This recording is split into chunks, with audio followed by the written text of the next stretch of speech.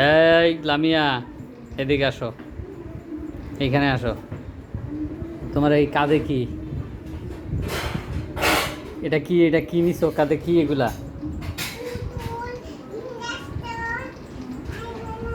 পুতুল ইঞ্জেকশন বাইর করো দেখি, বাইর করো, বাইর করো। এগুলা কি দেখবো? দেখা ওটার ভিতরে কি কি আছে। ওরে বাবা, একটা বাইরেছে, আর কি দুইটা বাইরেছে, তিনটা।